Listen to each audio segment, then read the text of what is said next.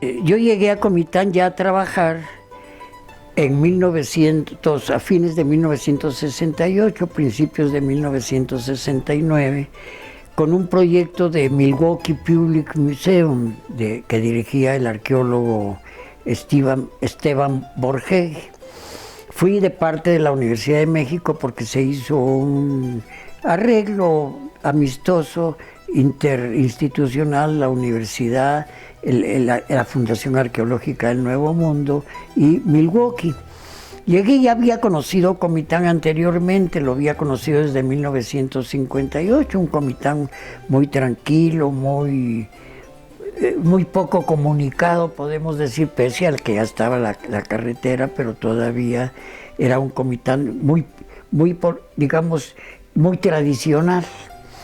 Pero empecé allá a convivir en Comitán propiamente en el año fines del 68 y empecé a hacer ya estudios regionales y en esa forma pues me fui interiorizando a pasar mis fines de semana en Comitán. Por cierto que cuando fui la primera vez no había la hotelería que hay en nuestro tiempo, ¿no? Era una pensión de una señora que tenía una pensión enfrente del Calvario, en Comitán. Todavía existe la casona vieja donde estuvo esa pensión. Apenas se estaba construyendo el Hotel Internacional en el centro, ¿no? Y a mí me encantó el ambiente comiteco, el parquecito pequeño que había en ese tiempo. Todavía no se había extendido, había una manzana, me acuerdo, que cubría parte de lo que hoy está enfrente exactamente de la manzana, estaba frente a Santo Domingo. Que por cierto, en la parte de atrás había una famosa cantina de un señor, todavía de esas cantinas de puertas abatibles de rojo, me acuerdo, que daba unas botanitas como de encurtidito. Y pues, no le fueron a pedir que diera más porque lo trataba mal el dueño de la cantina. Bien, empecé, pero pasaron 2 años, sentía yo que todavía me veían como un extranjero raro, que qué está haciendo en Comitán, qué es eso de la arqueología, qué es eso de andar buscando tepalcates, figuras viejas y todavía no lo había logrado yo hacer amistad en Comitán. Quizá el único con el que me veía y platicábamos era con Óscar Bonifaz, que pues por la cuestión literaria, que ya lo había yo conocido en San Cristóbal Las Casas en un recital. Entonces dije, yo tengo que hacer algo como que no solo se trata de que aquí estoy, sino de que vean que estoy interiorizado, que me gusta Comitán, pero el gusto es parte del estudio de un lugar. Uno va queriendo un lugar mientras más lo conoce. Y por supuesto encontré en el archivo había encontrado más bien en el archivo de don Fernando Castañón, tío Fernando, como le decíamos con mucho cariño. Todavía viviendo don Fernando, me invitaba a que yo fuera a trabajar al archivo y me recordé que había una carpeta que decía documentos,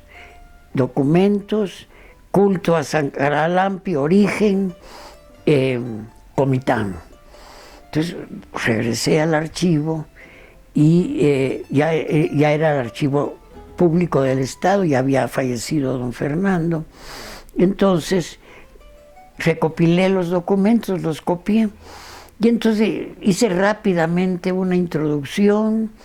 Los documentos hablaban por sí mismos y dije, voy a esperarme a la entrada de Flores para poder saber bien de qué se trata mucho de lo que hablan los documentos. Y me quedé, ha de haber sido en el 86 por ahí, me quedé viendo en la entrada de Flores, en una entrada todavía con mucho carácter religioso.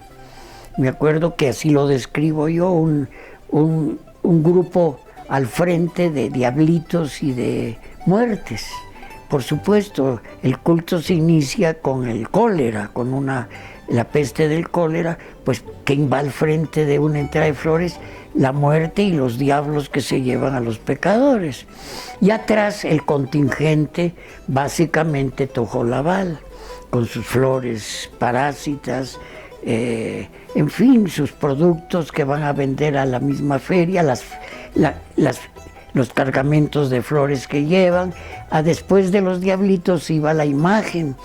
Todavía en ese tiempo desfilaba la imagen conjunto con el soldado que está enfrente blandiendo tamaño alfanje para cortarle la cabeza a San Caralampio. Años después empezaron a eliminar el judío, como decía la gente común y corriente, ¿no?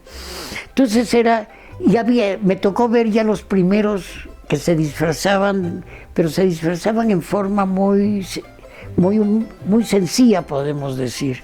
Uno que iba disfrazado de la estatua de Cuauhtémoc en la Reforma de México, o otro que iban disfrazados de monos, de animales, de tigres, pero era una entrada de flores, podemos decir, hasta muy familiar, muy de acuerdo al tipo de ambiente comitecos que se respiraba en ese tiempo. Pues entonces armé el librito, más que todo para darme a conocer y que me tuvieran confianza en la ciudad de Comitán. Y por supuesto, cuando salió el libro, me lo publicó Andrés Fabre Puig, me hizo el prólogo y me dio, me acuerdo, 100 ejemplares.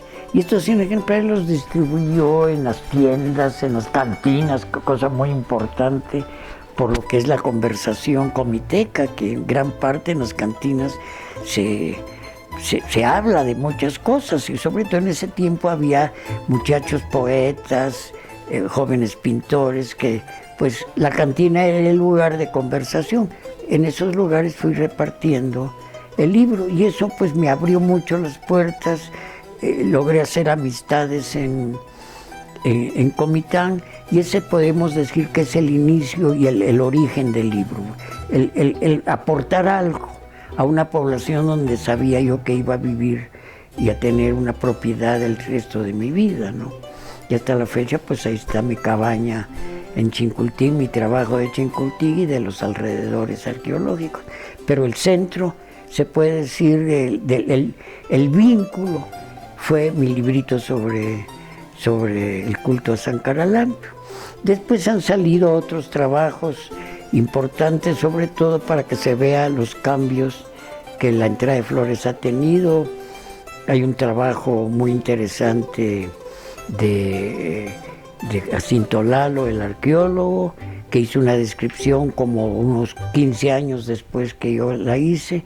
Luego viene el señor Molinari, que es uno de los cronistas de la ciudad, que también tiene una descripción, de modo que se puede ir rastreando con las primeras. Incluso yo transcribí una descripción que me hizo doña Lolita Albores, en ese tiempo la cronista mayor de Comitán, de modo que hay, por lo menos se puede decir, ya hay 4 testimonios que se pueden seguir para llevar a la historia de la entrada de flores, del crecimiento del culto y los cambios que se han suscitado.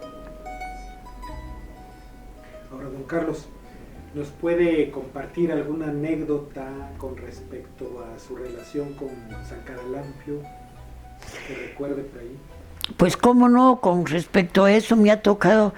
Una de las cuestiones importantes en la antropología es no solamente describir el culto, sino ver el impacto emocional que el culto tiene en las poblaciones donde se lleva a cabo ese culto, ¿no?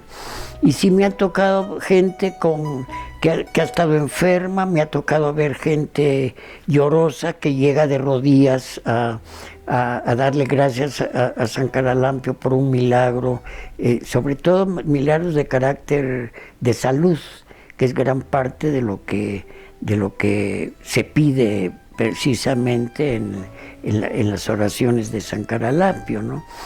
Y me tocó una persona en la colonia Hidalgo, 5 hijos que son, como le hizo el milagro, parece que la persona, la esposa, tenía fama de ser que estaba estéril, o él era el estéril, pero le echaba la culpa a la esposa. De repente empezaron a llegar los hijos, y tuvo 5 hijos varones, Caralampio I, Caralampio II, Caralampio III, entonces hay hasta 5 Caralampios. Hasta la fecha todavía saludo a Dios Caralampio I, a Dios Caralampio II, ¿no? Es decir, ve uno pues cómo se entrecruza el sentimiento popular con el aspecto propiamente oficial religioso, que muchas veces es el que pasa en segundo término.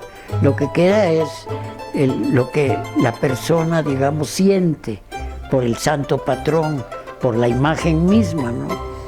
Y ahí es donde entra el asunto de que la imagen representa y es para muchas gentes el santo mismo, ¿no?